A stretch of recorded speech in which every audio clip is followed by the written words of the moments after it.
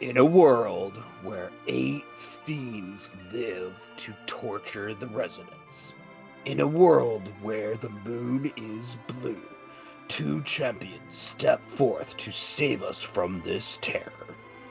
Hey everybody, and welcome to the free enterprise race, round 6, the Blue Moon Waning between Noobtree87 and elvensorrow. I am Softnum, and I am joined in the booth today by Vitasia. How are you doing, Vitasia? Doing fantastic. Really excited to see. We're getting to the real meat of the waning brackets right now. Noobtree and elvensorrow, two fantastic runners. I'm going to just put my cards on the table right now. elvensorrow was an Aegis Shield with me back in Adamant Cup, so I'm a little bit biased. I'm just going to put that out there right now. But we're going to call this fair. Yeah, I have to admit that I know Noobtree a little bit better than elvensorrow, so maybe this will just work out. It'll be great. And of course, the two have some good natured ribbing there with the party members. We have a Rosa start, which is interesting. And what do we think about? This is an interesting set of bosses that we're going to be fighting. Yeah, there's quite the collection here. We have everything from like almost free in the Kaipo guards, or not the Kaipo guards, the other guards, to Odin, which is sometimes okay and sometimes very not okay. Yeah, nothing. I would say nothing that it is truly gatekeeping. Like we have no lunar sparkles to say the least. So that's at least something. We can dodge all sparkles. At bare minimum, every boss here is cheesable in some way or other, right? So it should be interesting to see kind of the different strategies at play here. I'm really looking forward to. I'd be really excited about this because this. I don't know. It feels like this is going to be a great match between two runners who absolutely love to talk trash between one another, and no real road bumps that we can see in terms of the required bosses. Yep. I also like that some of the bosses are very variable, how useful they are. And we start with a cane, and look who's smelly today. It's Golbez, and we get an adamant. Aaron Key has always been, in this tournament, it's been a fantastic key item just because it's locked to boss checks anyway. Now we have that third boss knowledge that for sure we get one. That might incentivize our runners to do more key item checks than they might otherwise do. Yeah, I mean, definitely seeing a boss there that that it is. Sometimes it's a sparkle, and it's like you gotta go check it anyway, but looks like Noobtree is heading right to Watery Pass, and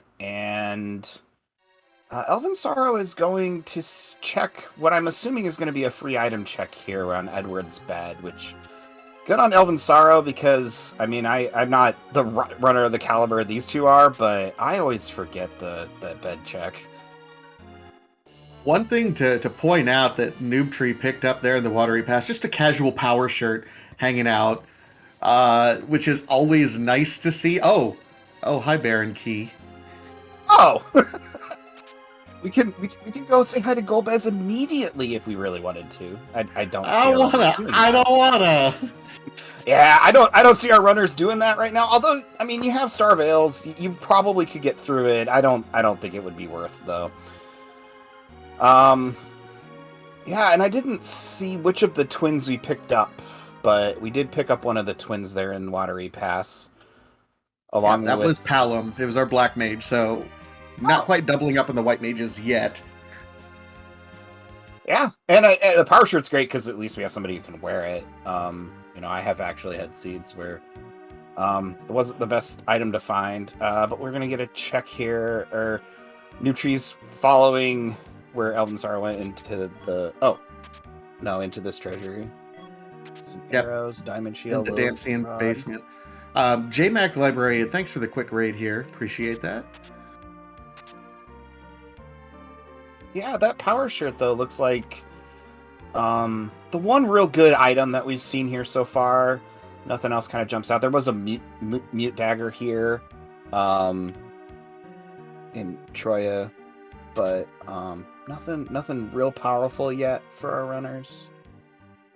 Elvin doing a little bit of shopping, finding life potions, also finding cabins here, just doing the one-stop shop in Troya as best as he can. Tella, though, we have our old man utility mage and best anchor in the game. Don't at me. Oh, yeah, I'm not going to at you. The other anchors I generally prefer as characters, and so the old man usually does his nap in the middle position for me as well. See what's on the waterfall here as Noobtree checks. Oh, and we have karate on the waterfall. I actually really like this play. Yeah, I really like that. If you don't know, the karate fight does have an extra script. If you have Paladin Cecil in your party, after his second melee attack, if Paladin Cecil swings at him, it's a free fight. So I like gaining the knowledge of that, and then hey, if we happen to be coming back here at any point in time with Paladin Cecil, we can kind of make that quick adjustment right there. So I really like that play. Meanwhile, Elvin is showing us the characters in Mysidia, and it's a couple of martial artists. So we have Other and 86, which I love these names here. But Edge and Yang, our party's shaping up pretty well. Nice access to magic, nice access to combat. I think that our runners are going to be pretty well set up for this seed, at least from a character choice standpoint. There's an Ogre Axe, notable because it is it's extremely powerful axe for Sid, but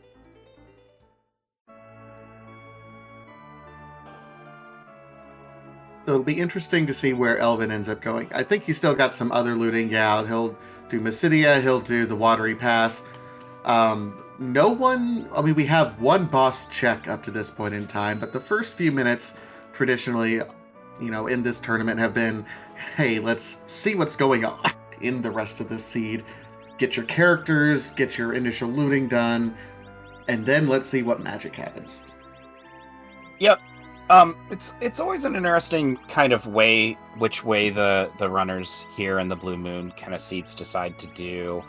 I know some people. I mean, I've seen a race where the characters in Mysidia were completely faded. Nobody got the two characters in Mysidia. They just went with the party that they had otherwise, and so. There's a lot of choice in this early game, and I think it makes it really interesting to see what runners kind of prefer and where they go and what they prioritize. Because as you gain the knowledge of what equipment you have and what characters you have access to, it can make some routing decisions for you. Looks like Noobtree's going to go pick up our martial artists. I guess Mysidia is now the town of martial arts instead of the town of mages, but... I mean, one of them can kind of use black-ish magic, right? Yeah, last time I was on comms and said that Yang didn't have magic, though, chat was not very happy with that statement. So I'm just going to go ahead and call Yang our punch mage today so that I don't get, harangued by the horde there. That is a fickle mistress.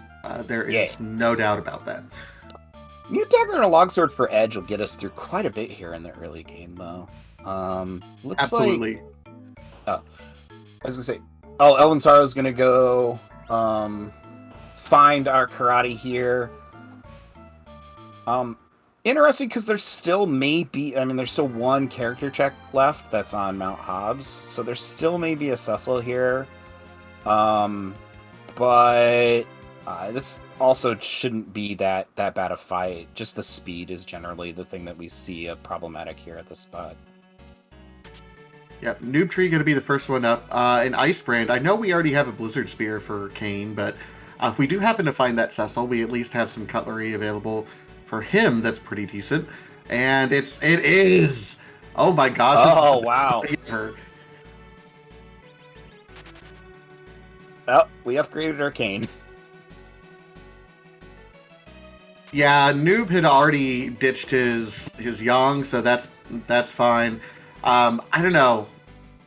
I probably would have gotten rid of Palom and gone with a 3 Zerker setup personally, but I don't necessarily hate it because you still want someone to be able to sweep things, and Quake Kid can do Quake Kid things pretty quickly.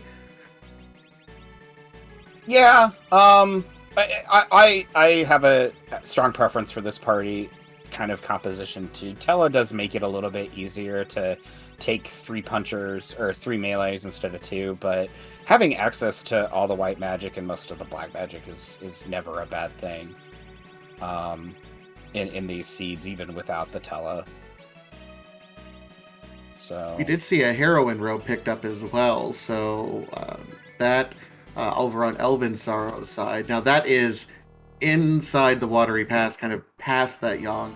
We'll see if any runner, I mean, if Noob ends up bypassing that. It's an interesting piece of equipment that lets Rosa hit things pretty hard as well. In the meantime, we do have a Kinyatso. Okay, yeah, we'll use that Ice Claw for sure. Yep, I think mostly checking there to see if we had found the claws we had found were lit claws. I have that memory. Oh, and look who is guarding the Sad Ruby today. Yeah, and this is the problem with having a fast anchor in Edge right at the middle. Like, come on, hurry up! We could probably just work our way through this faster than he'll do his damage. But yeah, especially with Edge in that slot, we do seem to be choosing power overwhelming, and yeah, we didn't even get a second attack on Dark Knight Cecil's side, so that puts elvensorrow, two checks to 0 now, up on Noobtree early in this. that being said, Noobtree is a little bit ahead in terms of getting his Cecil online. Cecil is one of those characters that, there is a reason over on the Red Moon side you are restricted to starting with either Cecil or Edge or Fu, and you will never see any of them. Having access to both a Cecil and an Edge in this tournament, in particular, when we have the ability to get Crystal Swords relatively early in the game, makes Cecil kind of a must-take character in most situations. Yeah, I think I agree. I think Cecil really shines on these flag sets. You have great equipment. You're not cycling through a bunch of characters. And we see Dean Lunars on the Mylon Z spot as a sparkle. I was going to ask Vitation, what's your least favorite sparkle to see here on the second slot here in Ordeals? My least favorite sparkle here on the second slot? Yeah. I mean, Ogopogo is always terrifying, in particular in this back attack spot, because it's just immediate. After one boss fight, you're going to have half your health taken away from you almost immediately. So you have to kind of prep for it. But also Plague is kind of sneaky bad right there too, because a lot of the things that you can do to get around Plague, you just don't have the time to set up for, because it starts at a back attack. Yeah, for sure. I think that for me, it is the D-Lunars, because I almost always try and push Ordeals early in these flag sets anyway to see what my last character is. So if I get caught by the D-Lunars there, sometimes that's a little bit of a rough go with a slightly underleveled party. But Noobtree is going to see what... Oh, and we get an Aegis Shield. I believe we were discussing those earlier. But not a bad find. Not really what we were looking for here, but not a bad find. No, not at all. That's certainly something to help out Cecil. Oh, but I mean, of all the spots Odin can be, this is probably a pretty good one. Yeah, that is fair. The one sort of like boss who can be really mean in different positions ended up in one of the nicest positions they can be in. Not gonna last around. Not gonna even get a Razor's Sword. Poor Odin. So, we got Paladin now on Noobtree's side. We have an old man who has now full access to all of his utility spells that we can use to do various things. Oh! And elvensorrow finding the hook at Fabul Defense. So that will be our access to the underground. So it's good to know that no one is fading Fabul before going into the underground. That is our required access. Um, I kind of like Noobtree's routing a little bit here right now, but Elvensorrow is still set up very well. I got to imagine he's going to pick up his Cecil here directly. Noobtree has a little bit of catch up to do in terms of going and fighting. You have the karate fight, you have the antlion spot that Elvensorrow did, but is it fadeable? There wasn't a required boss, so that's fine. But then Fabul defense as well. So really interesting routing. I think the first real distinguishing mark is going to be, when we see these runners go underground. Yeah, I would agree. Attempting that hook rat, I was a little bit worried before I saw the item from Full Defense that our hook was actually going to be in behind like Baron or something. Since we had access to the Baron key, it's very possible for that hook to be in the trash can. Okay. Black Ice pointing out that Antlion spot was Dark Knight Cecil. So yes, that is a required boss. We can't fade it. Oops, sorry. Yeah, both runners dropping Kane for Cecil. I don't like this. I don't like it. I want my melee. Come on, guys. Yeah, I mean, your reasonable choices there are Palom or Kane, though, right? To drop. That's the two parties I think you would want to end up with out of this. Unless you were super duper anti-Tella for whatever reason. But yeah, I'm a little surprised. Like I said, this is a play I think is good, but I'm a little surprised neither of them went with the Kane. And I'm just gonna curse both of them. Look, I want there to be a gating Val somewhere that neither of you can take care of now. I want that to happen. I'm salty. Well, I think what you want is you want Val on hook, and another like maybe Evil Wall and Val on hook, and then you're not required bosses. Val can be on hook. I don't think Val can be on hook because if the safety flags on with the safety flags on, yeah, with okay. So yeah, that's too bad. I have a tendency to forget about the safety flag, but it's definitely good.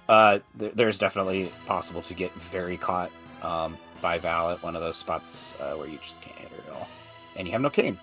But we have a cane today, so you could get through it.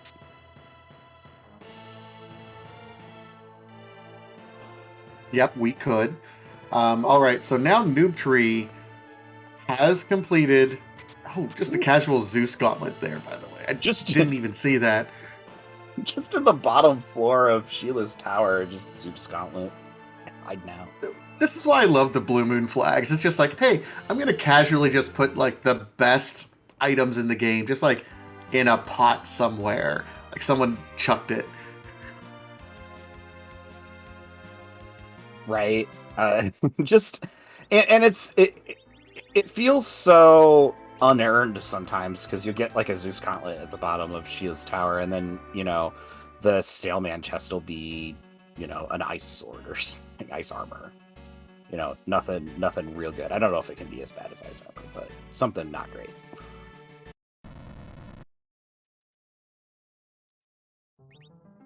So the quick reset out by Noobtree on the Mount Hobbs check. Meanwhile, Elvensorrow is converting over to the Holy Paladin, and Noobtree will be getting ready to vanquish the Dark Knight Cecil form as well. So all out of Dark Knight Cecil in this particular seed. It'll be really interesting to see if any of our runners end up deciding to do that fantastic Eblan Castle check. I know I'm a fan. Whenever I have a Cecil, like just immediately go there, try to find a holy sword, because the whole game changes if you can get an Excal or Crystal Sword on Cecil, even this early. Yeah, and I think I think most runners would be tempted at this point in the seed to do that. Just as you point out, we don't have a holy sword yet. We haven't actually found it, and Cecil just vaporized on Noobtree's side, so good job there, one supposes. I guess another question that our runners, or another thing that our runners could do, is you could check that pink tail for a holy sword too. Yeah, probably. I mean, just on the off chance, because then you don't. Then it makes everything else checking immediate. E Ninja also pointing out, sometimes you go check Eblin Cave for the item shop to see, hey, is there a possibility of some hourglasses there, which will make the trap treasure chest a lot more trivial. Both, I think, are solid options. But I also think right now with the power that this team is having, we have Edge with a mute knife, and then we have Tella who can cast stone. I think we're like, I don't know if I would stop to get hourglasses because I think we can kind of clear them pretty quick anyway. Yeah. I mean, part of the advantage of taking the Palom is probably going to be clearing those chests quicker with that access, and it's just a stack of Artemis arrows on the pink tail today. A good find. Artemis arrow is extremely powerful, especially against certain bosses or doing certain grinds, but probably not what Elvensorrow really wanted to be there. Noobtree here in Mist Cave. I don't know if we've seen a Mist Cave check yet, and Evil Wall. Okay. Yeah, I think Elvensorrow did it really early. I think Rivenquest was pointing out in chat that Evil Wall was there, so looks like we're gonna at very least get an early shop check here in Eblin. We'll see if Elvensorrow decides to leave. And hey, hourglasses are here. That they are. I mean, that was kind of exactly what we were waiting on. Accidentally buys a stack of eye drops. I love that. We got some eye drops too. It's good. We'll probably leave them in a chest somewhere eventually, but go back to the castle. The other thing that's nice about doing the Eblin Castle check is that you can usually put on a few more levels before you have to do the hook route fights. For this Cecil that hasn't fought anything yet, or at least survived through a battle, it's going to be an extremely good thing, but it can be a good thing even if you have a Cecil that's, around level 12 or 13.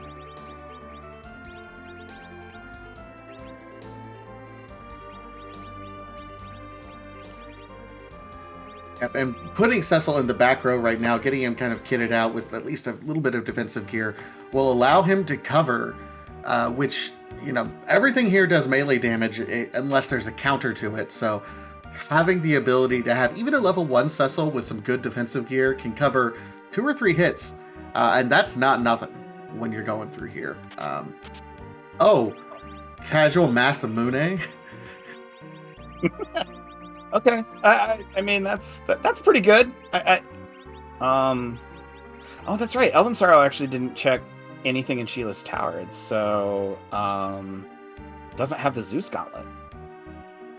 Oh my god, matching monster fights. No. So we got our Kitties and Lamia fight here. And both the runners adopting pretty much the same strategy here. Noobtree leaving himself a little bit faster anchored in this spot with Rosa in the middle, but otherwise pretty similar ideas here. Oh, and so with the stone cast, yeah. I like it. Definitely good. It's even better when you luck into it with Tella when you recall and it's stone on one of these chests and you're just like, oh, Tella, I love you forever. And of course, our Edge just immediately is fully kitted out. Masamune and Murasame, Hanzo Steel across the board. So Edge right now is fantastic. It still doesn't change the fact if we get a Holy Sword, he's going to be kind of sidelined. Yeah, even as quote unquote bad as the Excalibur can be, once you have that in Cecil's hands, that's your primary damage. Does almost twice as much damage, even with a really nice Edge. And as pointed out in chat, we have our Mad Ogres here, which we're going to stopwatch again. And Elvensorrow was leaving that Mute Knight on edge like the whole time there, so that when we got to fights like this, we can just crush the ogres.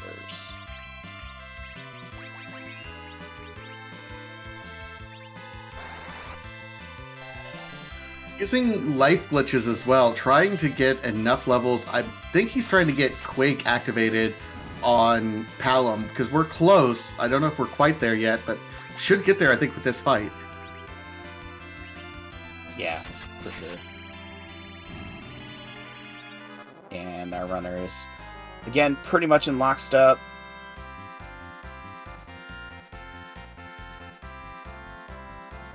Doesn't... Oh, well, well, we're good. We're done. We're done looting for the entire seed. I'm good. Let's run. I'm really surprised that we aren't immediately in Tella's menu, casting exit and going on. Although we did find a Stardust. I mean, Stardust is good. It doesn't really make as much of a difference as, say, a Crystal Sword, but the endorphins that are triggered in the brain, just hearing the treasure chest sound opening, can be a little much. But yeah, okay, we finished clearing out the wing, and then Elvensorrow leaves out. Noobtree is deciding to hang out here. This is about a minute and a half clear. Plus kind of one more trap chest. Nice defense sword pull. I wonder who could equip that. Okay. I think you're right here, though. I think that Elvensorrow is routing back to Baron Inn so that Quack Kid gets online before the hook route bosses. I think that's a heads up play. Just run right in, and we're gonna kill us a bomb. This is gonna be a relatively quick bomb. I think we need to do some party reorganizing. Let's put Cecil here in that top spot because that's all we need at this point. Yeah, and we don't have any way to back row edge either at this point, so that would also be nice for us, but it's not going to matter. But this is a great boss to find before you have Quake, since Quake doesn't work. What was that last item? I blinked and missed it on Noobtree's side. It looks like, according to chat and our tracker here, that it was indeed another Crystal Sword. Yes, we've had Crystal Swords, but what about second Crystal Swords? Oh, and we found the alternative gauntlet here in Baron on the second check where Karate usually is. Senator Crocodile! I love it.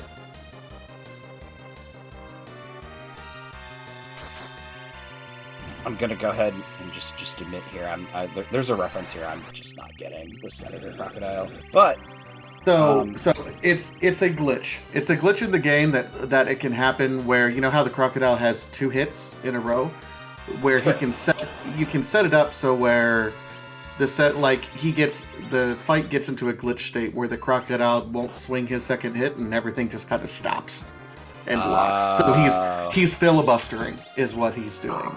Thus, Senator Crocodile. I wonder... It's an interesting switch here. Maybe he knows more. Maybe Elvensorrow knows something coming up, but switch to that Mute Knife. For Elvensorrow. It's kind of interesting to me. John Burkhead is asking in chat, who was at the Beigen spot? That was Golbez. So we have, I hope everyone is prepared for their comedy laugh tracks. And by the way, you are allowed to throw tomatoes if he doesn't tell a very good joke. So I would just suggest in chat, get tomatoes ready if you're not entertained by Golbez's comedy. Yeah, I always look forward to the tomatoes because, let's be honest, Golbez has all the same jokes. And the only thing that you can do with his jokes is throw them back in his face. So I just don't see why he keeps headlining at this comedy.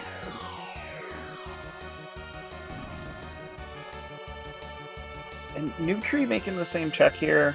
This is very interesting routing, actually, something that I haven't seen before of doing the Eblin kind of checks or looting and then coming back to Baron in, but it seems to be working out for both of our runners here. It makes sense to me. As soon as you get that Paladin Cecil, getting him online and active with any sort of holy cutlery, I think would just be fantastic. Knowing that you want to come back here because you have the Baron key, because we know that Golbez is here, it just makes sense, I think.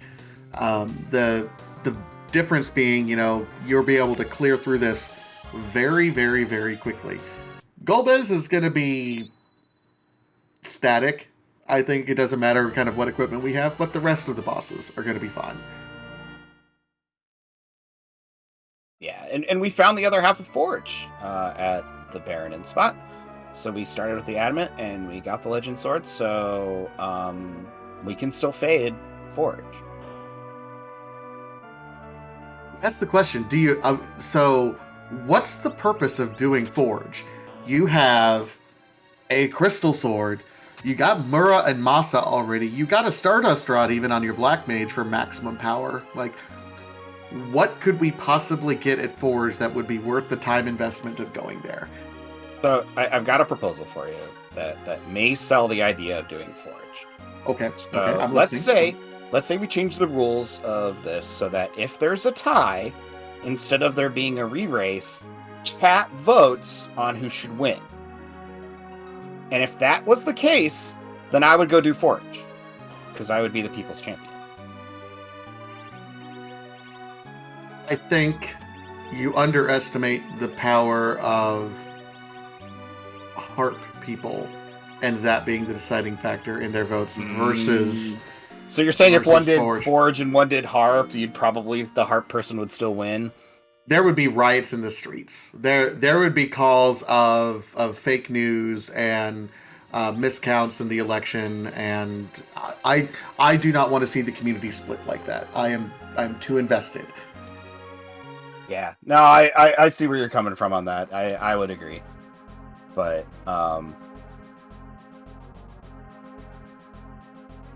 yeah, I don't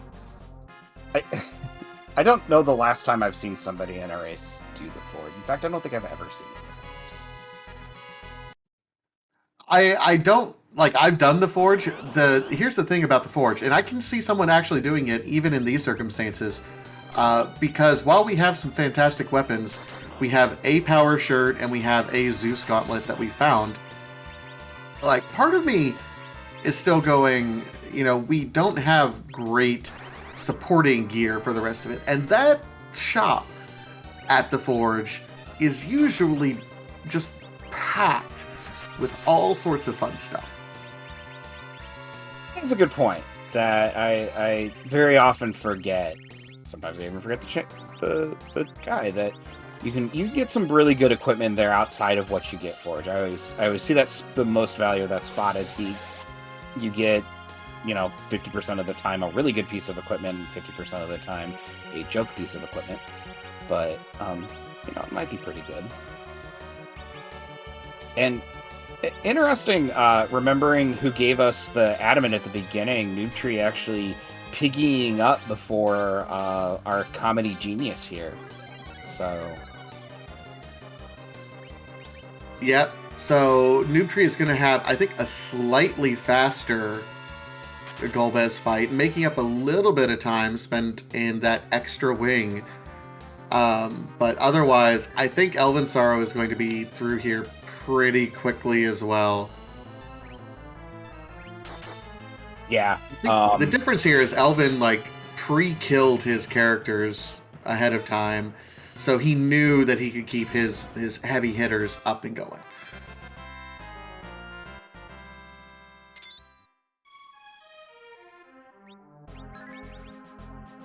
And Elvensorrow through without a lot of trouble. As you pointed out, it's not like the spot's scary with Golbez. It's just kind of got to wait through the cutscene. So To say something. What? I have to say something before I forget it happened, and I'm pointing it out right now. And Elvensorrow, I'm not going to let you live this down because I saw what happened. He wanted to use life potions to get his party up. However, when using life potions, he didn't remember what his Tela was named because he wanted to keep his Tela down. So he like paused at the menu. He's like, oh wait, my Tela, what's its named? And he had to like exit out to check his Tela's name to go back in to make sure he didn't raise Tela back up. I saw you, Elvin. I saw you. You're not going to live that one down. And the other blue robe on Baron Throne, and that will be Water Hag for us. Just have to hit Water Hag a couple times, 3, and listen to Anna here talk to Tree. I do like this unintended consequence of the message in the names, though, since Eddie ended up with the name Tree. Anna's actually cheering on Noobtree right now. Wonder if he intended that. We'll have to ask, because that is kind of giving me a giggle here too. Wonder, did Noobtree name his head? Is.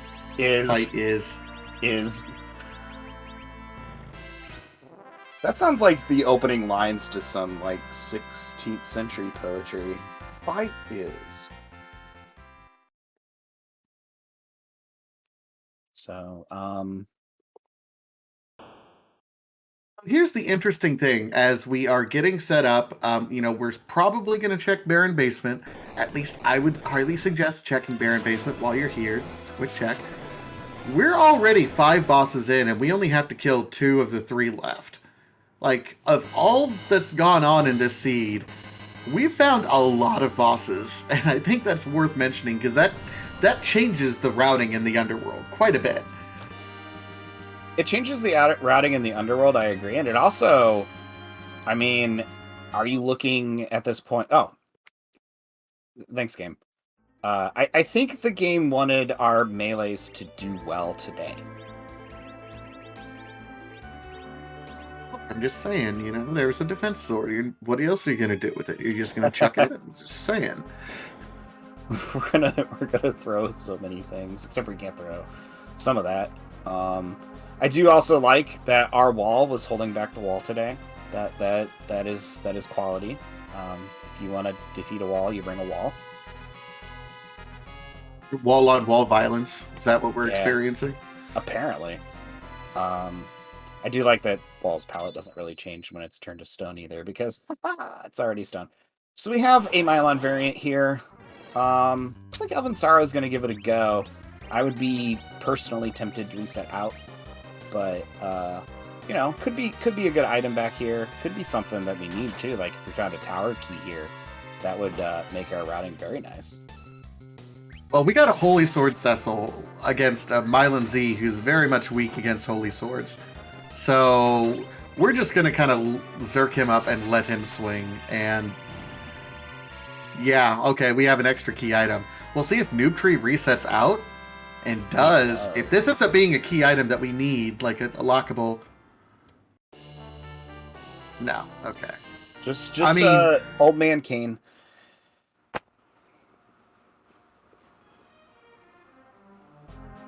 And with that extra check, I mean, it's nice experience, but it does put Noobtree kind of in a straight line race ahead right now, which is super interesting. Elvensorrow had been kind of ahead in the straight line race because he dodged an entire wing of Eblan Castle. Now, doing that extra boss has certainly caught Noobtree up and a little bit ahead right now. This could be pretty significant for the end of this race if it ends up being sub-minute or so. Yeah, I think it's gonna boil down to how speed. Oh, nice kind of free check there of finding a cursed ring in the Eblan Cave here. So, very happenstance fine too, because it looks like Noobtree's only taking the ones that are directly on the path. And we found our Staleman. You can't actually stone them. I find that to be another very interesting thing about this game. You can turn the stone into stone. You'd think it wouldn't work, but it works great.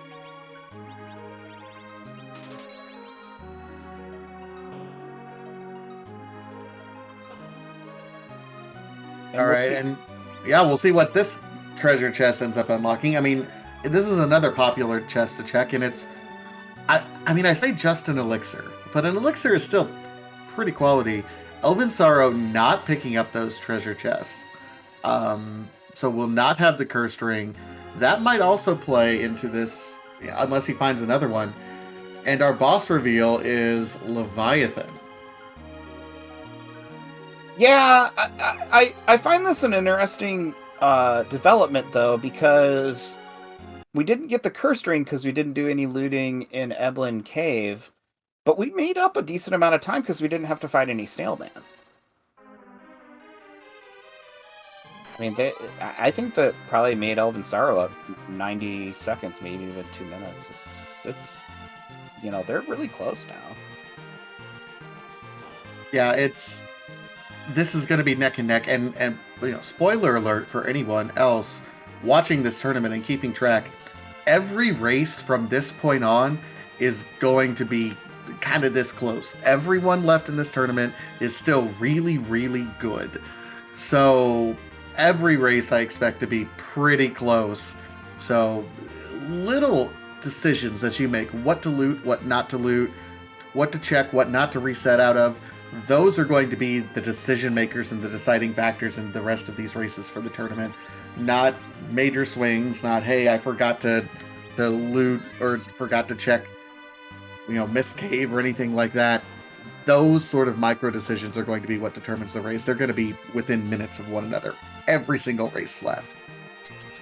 Yeah, and I do love it when we get to this point in our randomizer tournament cycle, because races are really tight, the runners are really good, and there's a lot of the meta that settles.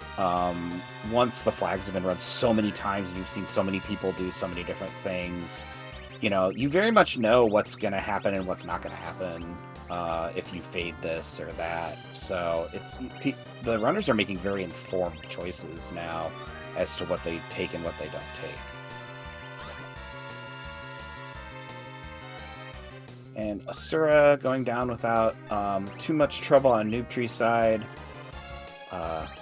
Elvensorrow not really that far behind, going to apply the same method of defeating Asura as Noobtree did. Nope, but Elvin does get through it, so they are still very close. Big wave time. Remember, a big wave will always take out about a quarter of your health, which is why Ogopogo is so bad, because he casts double big wave right at the start for half your health.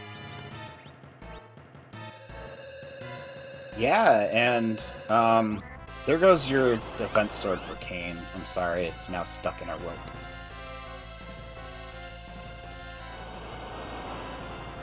All right, so Sofnum, walk me through what happens after this, because these runners are both very close. They don't know it, of course, but what do you do immediately after this? What's the decision, knowing that, hey, I only got 3 bosses left, I have to find 2 of them. What's the first thing you do when you get into the underground? So as much as I want to get the answer in chat, that is very funny, but okay, yeah, I see you, chat. You guys are smart, Alex. I see you. God. Yeah, I wanted to acknowledge it without really kind of speaking it into existence. I don't know. The one thing I do want to mention, though, is that we need 2 bosses and access to Zeromus. So your checks aren't dead yet. That said, I have a Crystal Sword Cecil. I'm probably going to the Dwarf Castle to check the spot. It's got the greatest boss density. I personally try not to do tower without the key. So I'm going straight to Dwarf Castle. What about you? How do you see things? Yeah, I think Dwarf Castle is kind of the right play. We do see that we have Dr. Luye, a little bit of vanilla at the top of the tower, so No real incentive to go up to the tower. We do not have the tower key there. Yeah, I think Dwarf Castle is the play. Then we warp and get the extra key item. So that's 2 boss checks, and then immediately to the Fey March. Little bit of shopping, because I'm still looking for a grind as well. I'd like to find some sirens. But Yeah. other than that, I don't know. We're not going to... This is going to be a seed where I don't think we get 10 key items, honestly. Yeah, I don't mind a siren grind on 5 or 6 items. I've seen lots of people do that. It's really kind of when you do it with 9 that either you're forced into it or you forget, that it just feels really bad. Because that one extra check and you could have been half as long grinding.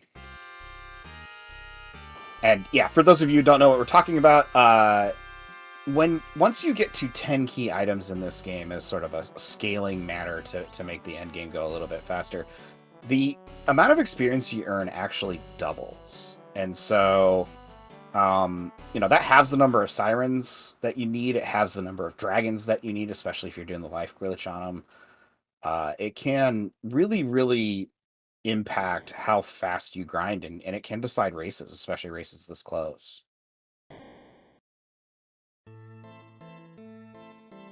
And thank you, chat, for helping us out. Sounds like welcome Star Guardian Fritzer, who's new to the Free Enterprise Randomizer. Please follow all those links. Yes, we are a Free Enterprise Final Fantasy IV randomized community. There's all sorts of different flag sets that we can play. This particular tournament is effectively a boss rush. We are late into the tournament. We are in the Blue Moon Waning brackets. Noobtree versus elvensorrow. We do get an elements fight in the first boss in Dwarf Castle, which goes by just as fast as you think it would. Yep. And oddly enough, that does mean we know that it was actually full leg on Mount Hobbs. Not that that really matters to our race here, but interesting to know. And then it looks like somebody is smelly here. It is Mr. Bagan. Bagan, this is an interesting spot for Bagan, and this is kind of one of the reasons why you keep Quake Kid, because as much as melee characters are nice, once you get into the underground for bosses like this, you want to be able to really sweep, multi-targets, and melee only hit one at a time. Quake Kid, though, does the work and makes it look super easy. Yeah, and as you're saying that, 2 of our 3 remaining bosses are very sweepable, too. You definitely want to sweep the dolls before they become Calbrena. And, there's lots of different ways of dealing with the officers, but there are 4, people in that fight that you have to deal with somehow. Here's the interesting thing about our remaining bosses as well. We have the Kaipo guards, which, by the way, are immune to the hourglasses we found. We have Calbrena, which, by the way, the back row dolls are susceptible to the hourglasses that we bought in Evelyn Cave. Hey, it's the magma key. Now we can get underground. Yay! I think you're now going for the and it's a twin harp. So all of chat's favorite memes here. All of the favorite memes. To finish up what I was explaining, the third boss that we have on the table is the Dark Elf. True story, when he gets into his Dark Dragon form, his second side, he loses the boss bit, which means he's susceptible to the hourglasses that we bought in the Eblin Cave. So, lots of weaknesses that we can exploit right now. Not that Crystal Sword Cecil needs any weaknesses to exploit, but we have them. No, and ever-present man of the people Noobtree here is giving us the forge check we just didn't think we'd see. Oh, that's kind of a disappointing shot, because it's things we already have. Oh, and it's a mist whip. It's a mist whip, which I don't think Palom can equip. I think it's just Rydia, right? It's only Rydia, yeah. That is not really Um, I don't even know what the special ones from the Forge sell for. I mean, I don't know if they have the sell values. So I don't think I haven't seen anybody try and sell them. I'm not even sure it's good for that. Oh, well, we just did. Oh, and to sell the curse ring as well. I think we were not going to buy the curse ring as elvensorrow, meanwhile, not doing the forge, caught right back up. These two runners, I think, have no clue how close they are because, again, the small decisions are making them just like change positions. The routing, once now that we're in the underground, I think is fairly established and straightforward, and it makes sense what they're doing. But any deviation, any decision that is different from that is really, I don't know, it's making me think right now. Oh my gosh, I love it. I love it, I love it, I love it. Yeah, I mean, and you know, we saw a lot of required bosses early, but they seem to have dried up, and we get a rat tail, which is probably, if you were going to find a key item in that spot, probably not the one you were looking for there. No, I mean, it's another scoop of vanilla, right?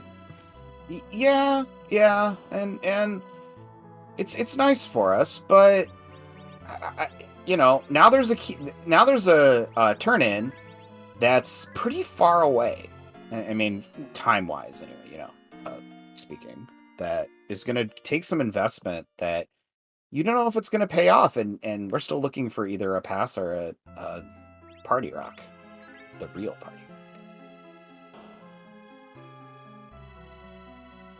All right, so Noobtree is going to be the first one to show us what are our bosses that are here. It is nothing required, but okay, this Octomom is going to hit really, really hard.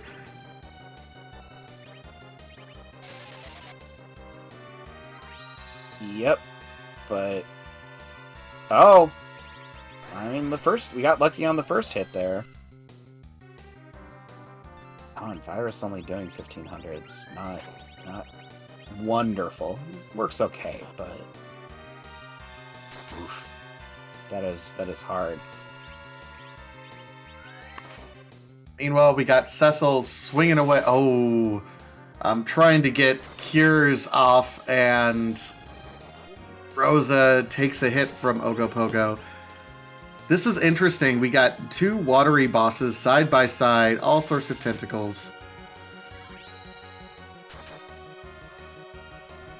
Yeah, and this is it also puts you know, the race itself in sort of an interesting position because, you know, we still have to check tower, but there's a lack of bosses down here. Required bosses, anyway. As our tracker Ribbon Quest is saying in chat, there's no perfect path forward, and this is where races are made and lost. What's the decision tree that comes right now? Octomom is a boss that does swing very hard, very fast. We have the Holy Sword is mitigated. Octomom is actually strong against holy weaponry. That's kind of a leftover remnant of Cecil having a Dark Sword being strong against Octomom, which is why Teller recruits you in the first place in the vanilla game. But that Crystal Sword is not swinging for max damage on this Octomom, which is mitigating how quickly we can kind of get through this. Yeah, but we did get through it, and I'm pretty sure this is elvensorrow's second pass here on the Nopest of Ropes, I will say. And just a Moon Veil behind our mom here, so I do think you grind out this Ogopogo, though. I don't... Or you go to the surface and you start checking other things. Noobtree is noping out of the Sparkle check altogether right now.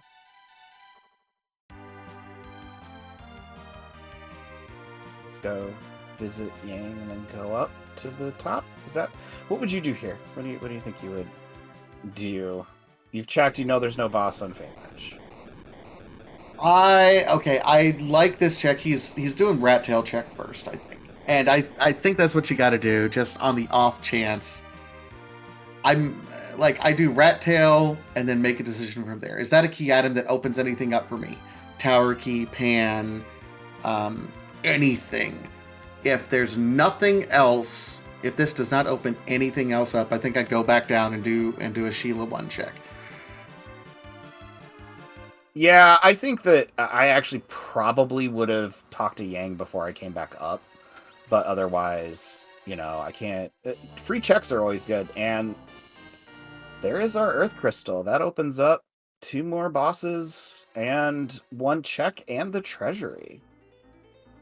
And I think this makes it so much easier because now we have the Twin Harp as well.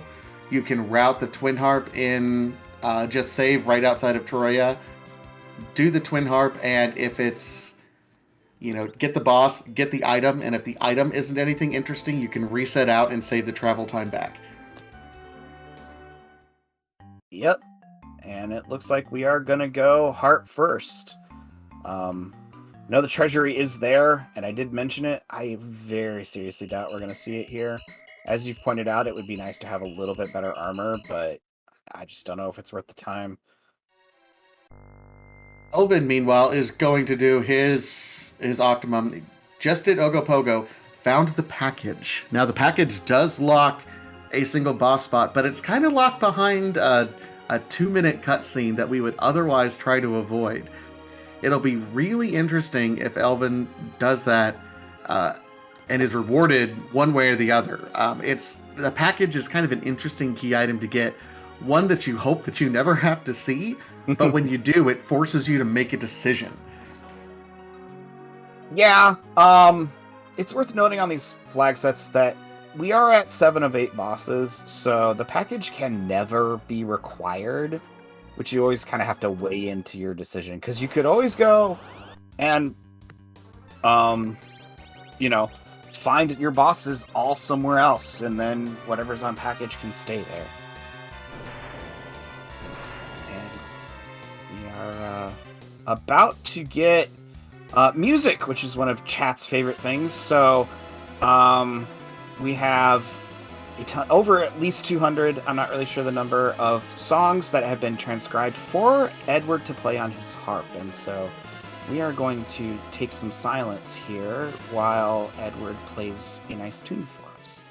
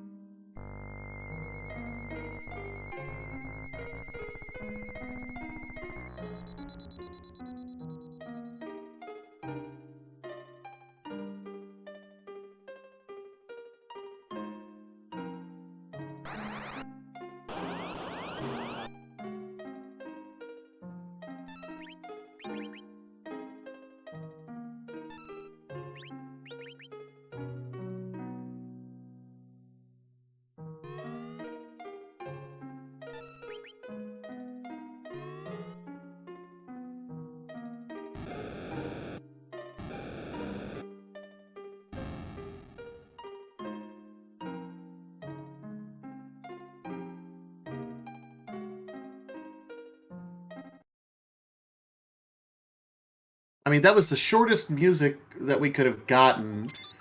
But Wyvern, which is nice. Oh, in the pass. Oh, so, really, really good harp today. Yeah, I really enjoy Final Fantasy VIII. What is it? Fisherman's Pass? Fisherman's Horizon. Okay, thank you, Dad. Yeah, and pass is great to have. We're definitely going to walk that back. I mean, now we have our Z access. So, yeah. Let's see some dolls and some elves on Zot, shall we? Oh, you want the Wombo combo? You want them both right there, huh? Yep. I want to come down Zot Tower, drag my airship back to Troya and go back and kill Z. I mean, there's still a grind involved there, so that's not at all what would happen. But I think this would be great. The jettiest of jets. I tend to agree, although we don't have a grind, and that's I think the most concerning thing right now is we have.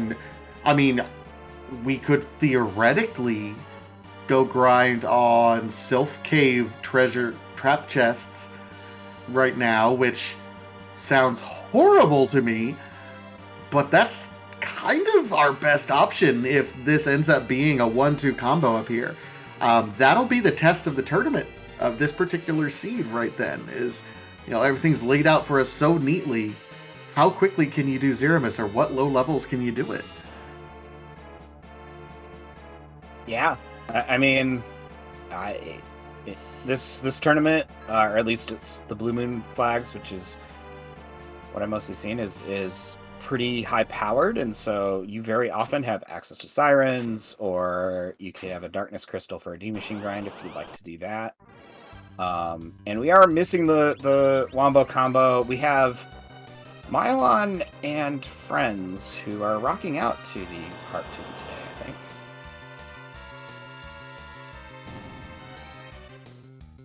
See, now I want to root for one of the bosses being here and another boss being at package.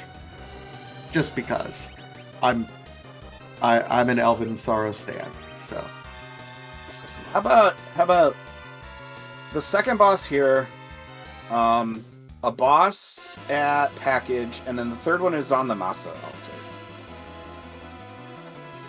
Yeah, I'm fine with that. Let's bury it. Let's bury it somewhere deep. Yeah, let's let's see where we can get it off to. So, meanwhile, Harp Song Reprieve. Yep.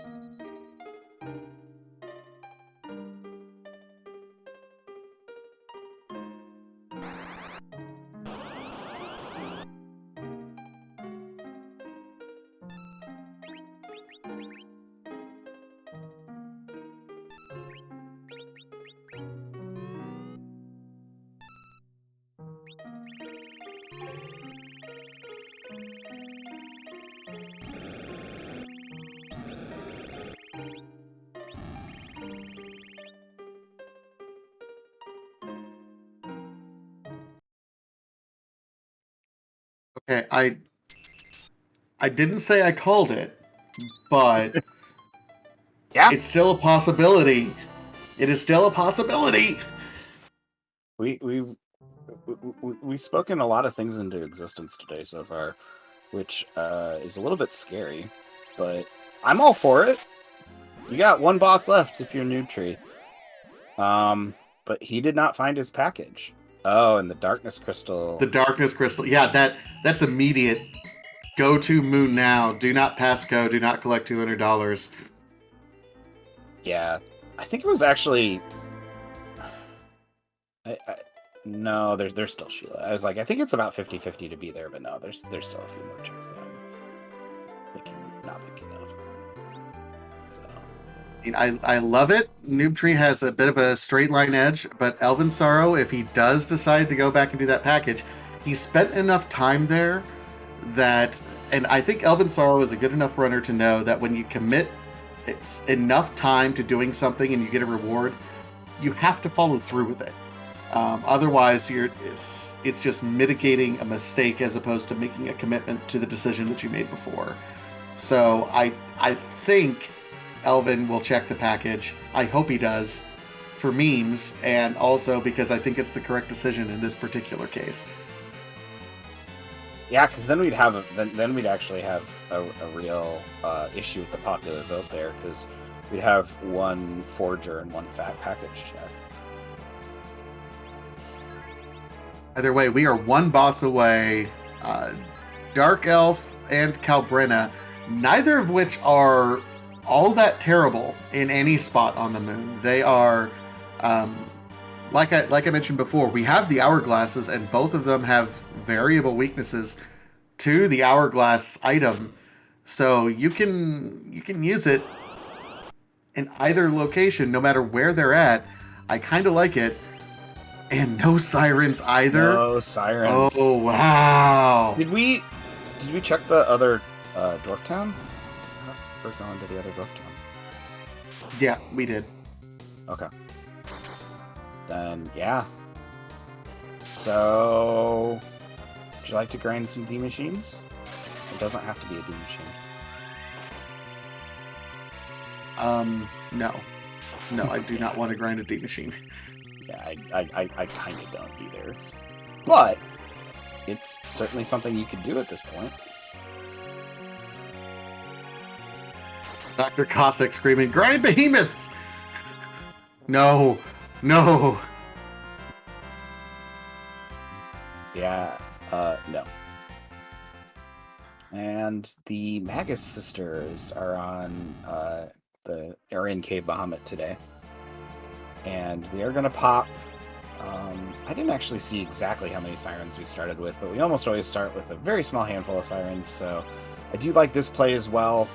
The King Ryus are worth a decent amount of experience. We are at 10 key items now, too. Just barely. So, we'll get a good chunk of experience. I don't know if we have enough sirens to make this all of our grind, but... No, I mean, this is going to be a good 90,000 experience, but it's not going to be enough to carry us all the way, unfortunately. Yep.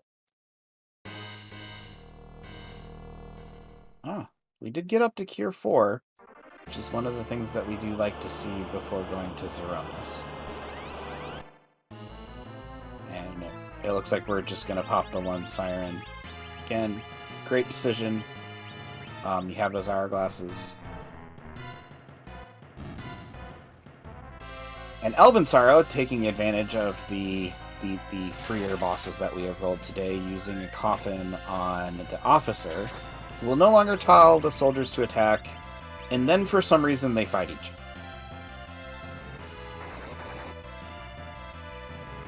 And this is definitely scripted and intended, so I'm not sure like what the logic there is, I guess, but apparently programmers in Japan in the early 90s had very low opinions of soldiers who did not have a command structure. So, I mean, I guess.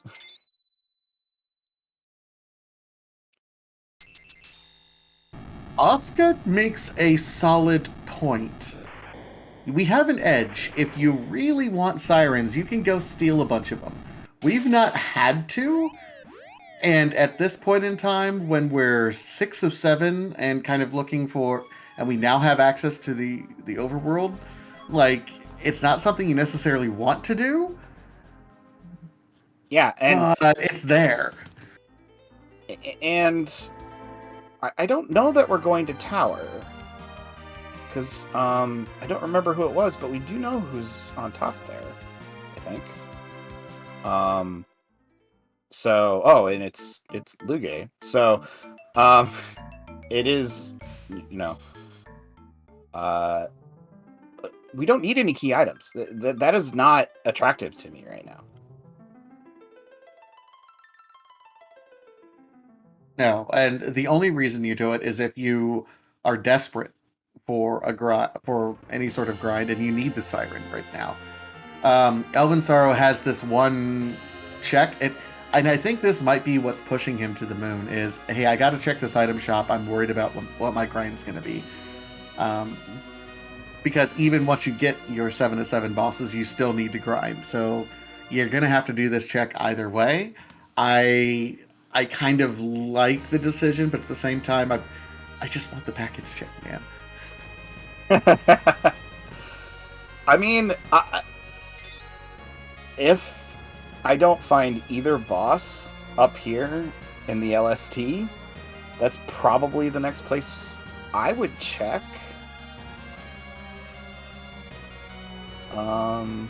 So you might see Noobtree try the giant while Elven goes back down. That's assuming that we don't find something down here on the LST, which is possible, but not exactly likely.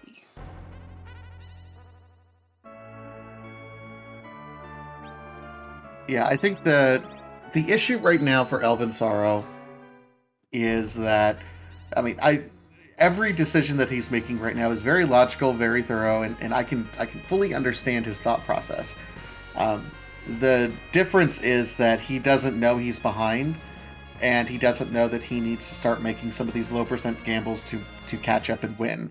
It's an underrated skill in free enterprise to know and feel when you might be behind, when you've made a couple mistakes that might put you at a disadvantage. And there's the Dark Elf. There's our 7th boss on Noobtree's side. That is on the White Spear altar. If Elvensorrow does everything else kind of in script, he'll eventually get there. Unfortunately, that's... if he continues to do in the straight line process that Noobtree has, it's going to be a long night for Elven. Yep. I mean, the only thing that might save him is if he prefers sort of the bottom up route instead of the top down route.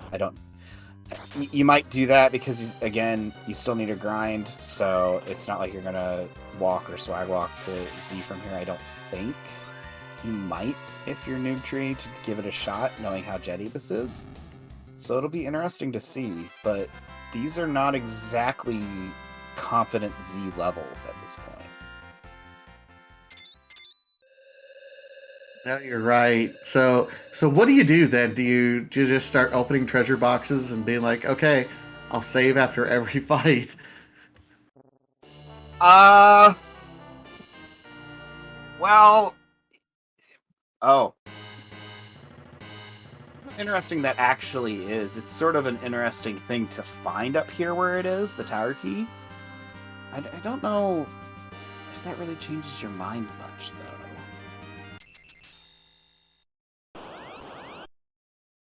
Oh, he's just gonna take on bosses. It's like, okay, whatever bosses are easy, let's just roll them. Which is fine. I kind of like this. Yeah, and you're not too far really from being able to make it through a Z fight. You got a lot of work on Palom there. But if you're just looking to power couple it out, or maybe power couple with some edge support, you could do that. That is a possibility. It'd be a little slow, but you can make it work. As chat's pointing out, this is 200,000 experience when we have the double XP on for 10 key items. It's probably going to be enough. Yeah, and you have one more altar on the way down too that you can check and see. There's not that much that's completely free left, but it still might be something that wouldn't be too bad at that spot. And Noobtree is exiting out. We're not going to swag walk. We're going to go back. We're going to swag fly. Oh, wait, what? Oh, we're going to go to the giant.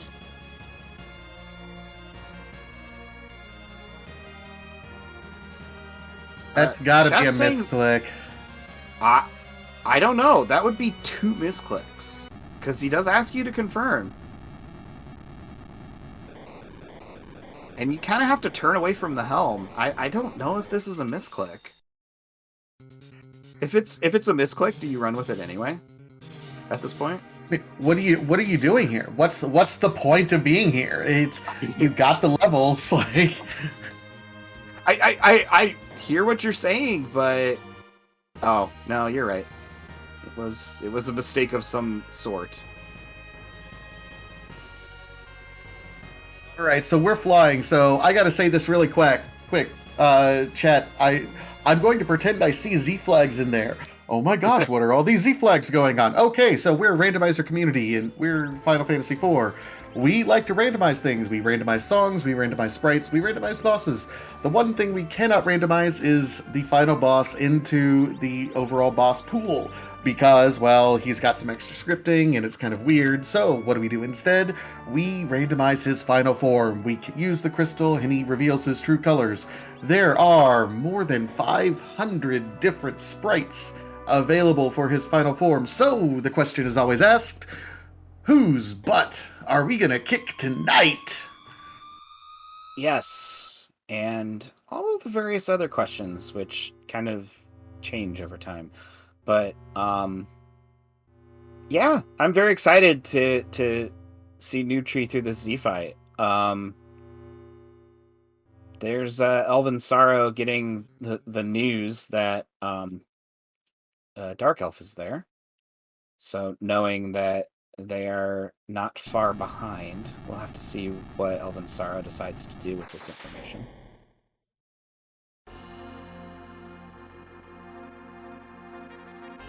I love all the ancillary questions that whose butt are we gonna kick tonight has generated. All sorts of questions out there. Jay Brunter, that is probably my favorite ancillary question I have ever seen. Can I pay for my daughter's wedding? Um, Ironically, the answer for a lot of them is yes. I was gonna. There are definitely some in there that probably have a small fortune and could, and some of them might even do so.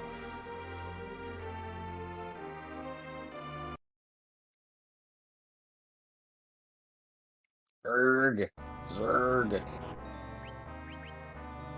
And we have Malaramus? I don't actually know what that's from. It looks Dragon Warrior-ish, but I don't actually know. Yeah, it looks very Dragon or Dragon Quest. Yeah, Dragon it might Quest-y, be. yeah.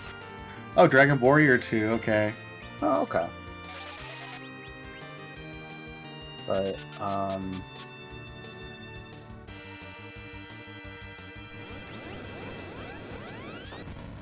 not our favorite nuke target, but you know, we'll take it. Hallam was probably not long for this fight anyway. Looks like Elvensorrow has decided to continue, you know, pretty much the same path Noobtree was on. Let's take some bosses for some extra levels. Now, this is not going to be a free boss. You know, we are looking at a full Big Bang, and we have to not only survive the Big Bang, Tella's going to go down, but it's going to be 2 melee and Rosa. It's going to be very close to see if this party can deal out enough damage to prevent the second Big Bang, or to get kind of the dreaded Wombo combo, where we get a Big Bang immediately pushing Zemus into his final phase, casting Meteo before we can get a heal off. Rosa is also at kind of a low HP level, so that a really high roll Big Bang will just outright kill her. Yeah, we're doing about 8 to 8.5k around. I'm gonna go ahead and predict that he gets rocks without another Big Bang, but we'll have to see. Our John pointing out that there was already the refill. I think we'll be okay. There's the shake. We may be in Marvel Combo Town though.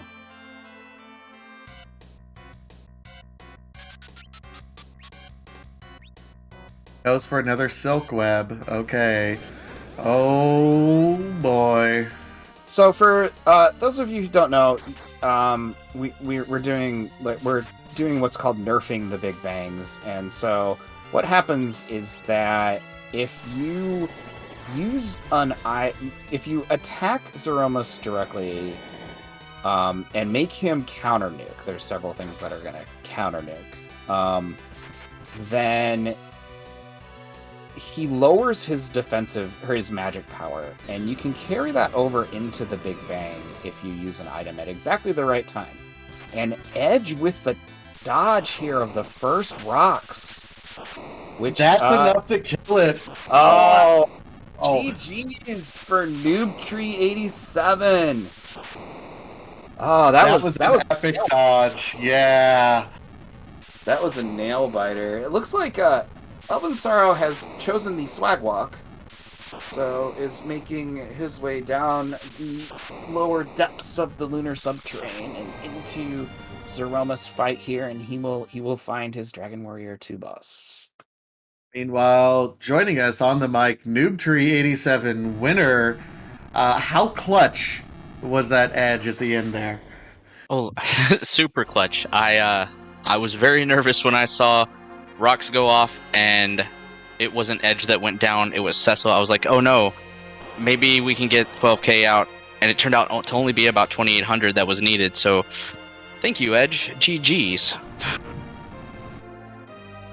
Yeah, for sure.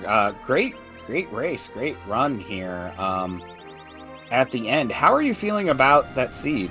I mean, you obviously won, but how are you feeling? Well, the seed was very jetty. 5 bosses going into the underground, and there wasn't a lot given as far as access to gated bosses. It felt like we didn't get really too much until the Earth Crystal popped up after the Rat Tail, which I was getting a little nervous. I was thinking maybe I should have checked that Lugae tower and done Aquila's tower. Maybe I should have checked out that Sparkle and Fey March. But after getting Earth Crystal and then getting Darkness, and that was my 10th key item, I was like straight to the moon.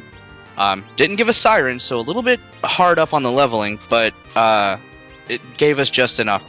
It felt like to make it a really, I feel like a good run through. Very few mistakes, and the bosses were put in places that we liked them. So nice seed. Thank you for rolling an awesome one. Careful, don't ever thank Asuka for rolling a seed. What ends up happening is she takes her frustrations out on the next person. So No, and I think that just enough is gonna kind of be the good way to describe that seed, because the one Siren that you started with was enough to kill the King Ryu's at 10 key items to get almost all the way there on levels and allow you to do the LST.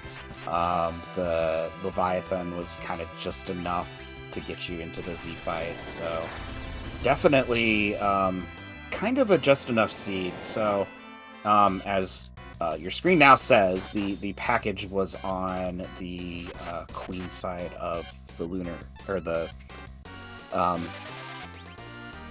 Land of Monsters. Why am I blanking on that?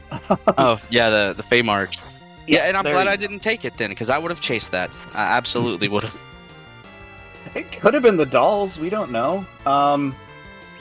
Right before the Baron Guards came up, we did kind of call second Zot check, one on the moon and one behind package. So maybe that's reality today. It could be commentator's blessing, if you will. I suppose so. I think we thought at the time we were cursing people, so way to turn it around on us, one supposes. So Yeah, I gotta ask. Oh, go ahead. No, go ahead. I continue. Sorry. No, you're the star. You were gonna say something. I'll ask my question after you talk. Actually, I was going to talk about that Zot check. I was nervous going up because I know the Rex banner play is a huge turnaround in this bracket. So, when I saw Mylon and friends there, I felt relieved, and I was super happy that wasn't the 7th boss behind the door instead of the 6th boss. So, yeah, that seeing the officers there, getting access to the moon, it all felt like it was just coming up Noobtree on that seat. Everybody get your GGs out for elvensorrow, which seems to have finished in about the same fashion you did, Noobtree. His Cecil managed to stay up this time instead of his Edge, but it didn't seem to really matter either way. So GG's only about 4 minutes difference. So it was, he started his Z fight right as you ended. It was very, very close. I was salty. I'm not gonna lie, and I'm asking both you and Elvin about it because you both did the same thing. You ditched Kane. You ditched my boy. What's up with that? I couldn't see an event where Kane would contribute more than Palom if I needed to get a D machine grind going. And Palom also has a bit more utility when it comes to AoE. I know Kane does have his quirks. Val Insurance for sure knocks that down whenever she's in a spot with less punch. But Palom's my boy. I gotta go with Palom. That's the quack kid, man. All right. One of these tournaments, he will remember, though. Just saying. I'm gonna put that out there. I can respect it. Oh, but I guess you're now moving on into the next round. I think we have one more round before we start rounds of 3. Correct? I believe so. Yes, and I have Gambit next week. I believe. Looking forward to that. There's been since I've gotten paired up with elvensorrow, there's been some cheeky talk in the chats going after each other. So I'm absolutely excited to play against someone who's really well versed in playing this, doing very well in this tournament, and it's bring it on. It's coming. No, yeah, I mean we were definitely commenting as the seed was going on that we're in that part of the free enterprise tournament season where everybody is good.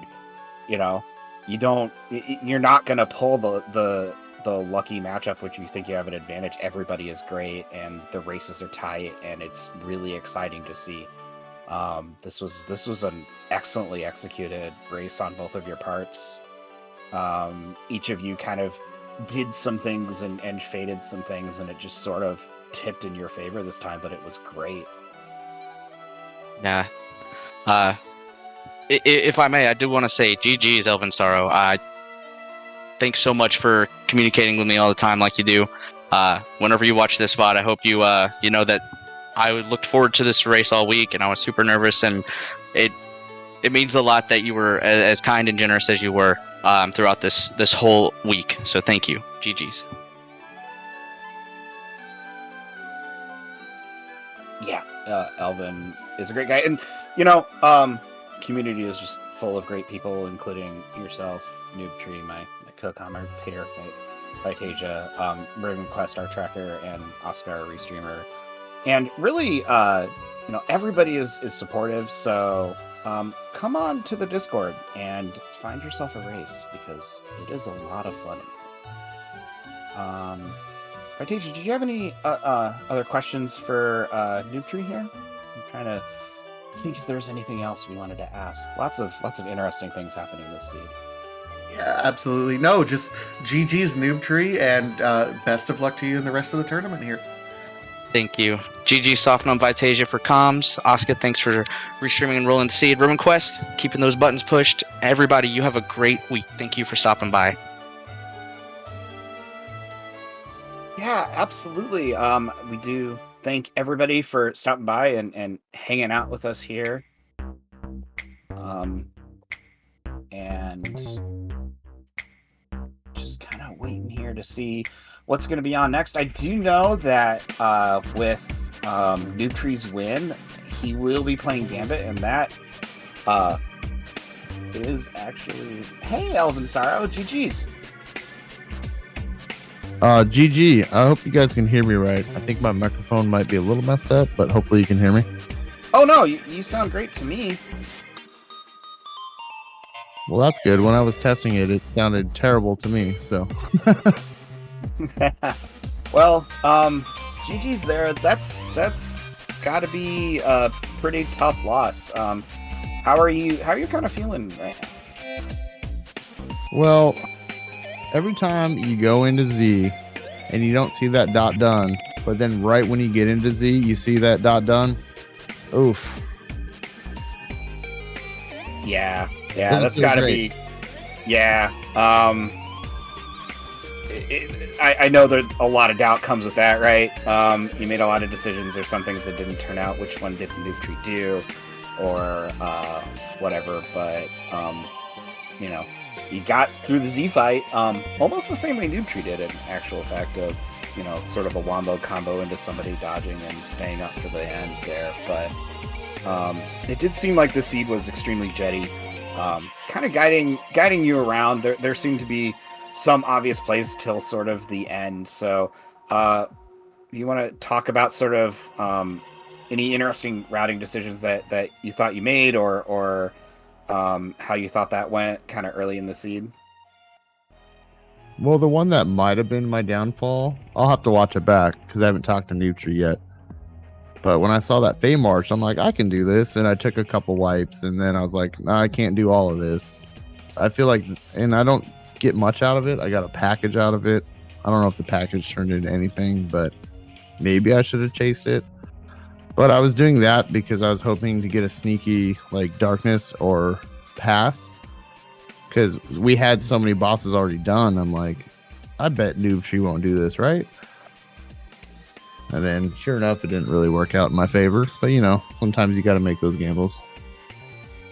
Yeah, I'll tell you that you both spent a little bit of time in there, but you definitely spent longer, and I think that was the difference. There were some definite back and forth instances, kind of throughout, but overall, it was very close. You two were trading the lead because you're right. It was kind of a jetty seed, and especially once you got to the underground, it was very linear. So it just went back and forth until that Fey March, and then at that point it was just kind of okay. Here's the line, and you both did the same line at the same time. It was just at that point you were just a little bit behind. At that point, I was begging for you to do the package play because that was the one thing that he did not do, and I'm like, if there's any way to catch up, that would have been it. But so we don't know. We really don't know because that would have been 7 key items and no moon bosses. Didn't even have to do it if it would have been there. Yeah, the other thing too, though, is I wanted to go to the moon because I did not find sirens. I don't think sirens are in the seed, so I'm like, I want to go to the moon to find sirens. I took the one, and then I took the Bahamut ribbon altar for extra XP because I had plenty of key items to get that double. But yeah, there were no sirens from what I remember. I was ready to go do like trap chest and Sylph Cave or something, but I'm like, no, you just gotta go, man. Take bosses up here. Yeah, and you actually both routed that about the same. After getting done with Dark Elf, Noobtree did go and finish Leviathan, and then decided that was good enough. He went back to the planet and used the pass to get to Z instead of walking the rest of the way down. But not really that much of a difference there either. But yeah, just little things, and there'd be times you were ahead, times Noobtree was ahead. It was really exciting. Thank you for a great and exciting race. And so are you gonna keep doing the blue moon flags, do you think? Oh, I don't know. Maybe because I've tried other seeds that are like you have to earn your characters. I'm like, wait, what? And I'm just like so used to Blue Moon that like playing other seeds, I just don't know how to play them anymore. So I might stick with Blue Moon. I still owe a few people out there. I owe a few people out there a race. Yeah. So do you have any final questions there, Vitasia? No, I just wanted to reiterate, Blue Moon was so very different from everything else that we've been running. And it's such a different flag set that it does take a little bit of time to get back into the groove of other free enterprise flags. But I'm sure there will be plenty of community races that help shake the rust off from some other places. Yeah, I'm definitely going to take a little break here now that I'm out because I just moved, started a new job. So doing all these races was a little stressful. So now I can actually just relax because I'm out. So that's a little nice bonus, I guess, of losing. Yeah.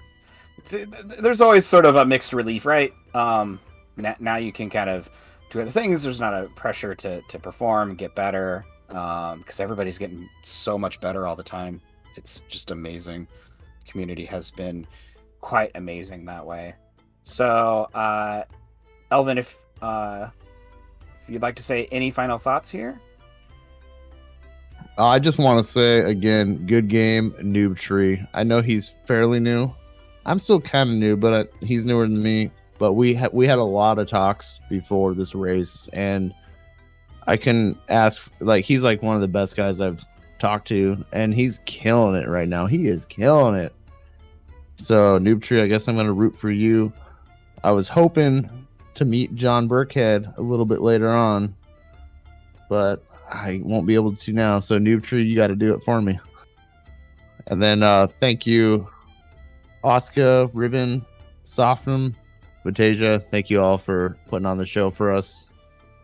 I mean, it's always like this. We say it all the time, but we say it for a reason. This community is amazing.